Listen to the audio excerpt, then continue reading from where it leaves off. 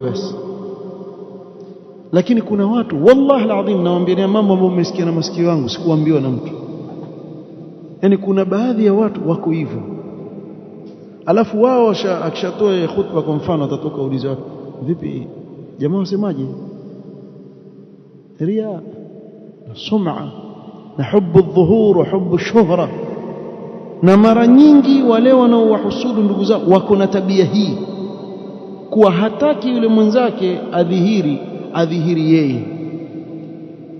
Na huyu utamwona kila anayezungumzwa vizuri waumia sana, hataki yoyote azungumzwe vizuri mbele yake. Si kuwa yafurahi, walhamdulillah tuna ndugu zetu pia ambao wako katika safu waeleweka. Na hili utaliona sana kwa ahlul bid'ah, sana utaliona. Sababu mara nyingi hawako kwa ajili ya dini, wana mambo yao ya kidunia. Kwa waminyana nani ambaye ataonekana ni mzuri zaidi, hasa katika ile misikiti ambayo ukimaliza hutuba ya Jumaa huwa zauzwa.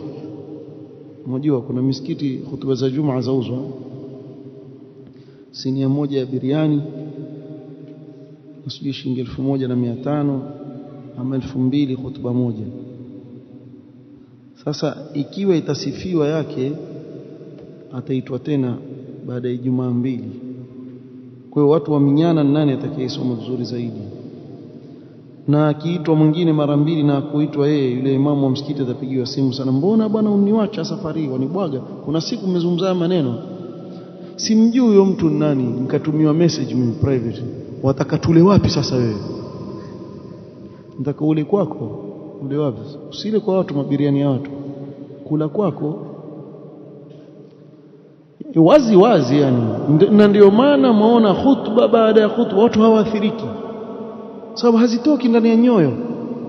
Khutba baada ya khutba, khutba baada ya khutba, lakini watu wakuangalia tu.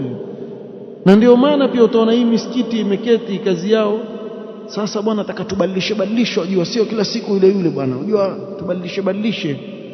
Kwani nitamthilia hii si da'wa hii? Kuna baadhi ya misikiti hawawezi kukaa eti mwezi mmoja khatibu mmoja, hawezi kukubali hilo jambo, hawakubali. Sio kwa kuna taawun basi tu basi utakuta pale kwa kila aina ya mrengo.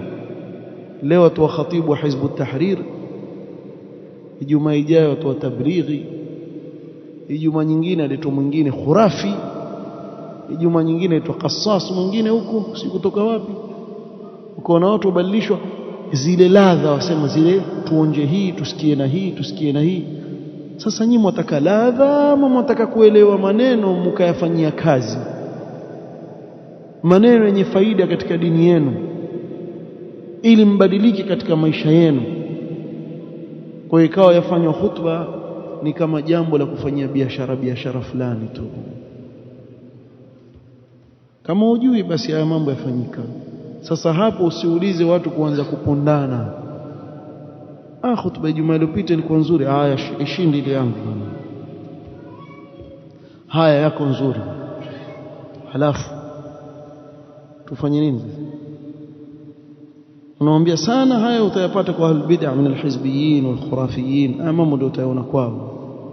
Lakini wewe salafi utakikani kuwa na roho hiyo ya kutowafurahikia ndugu zako, ukaona iqbal ya tulab alilm kwa ndugu yako fulani. Alhamdulillah, shukuru bwana, afanya kazi bwana.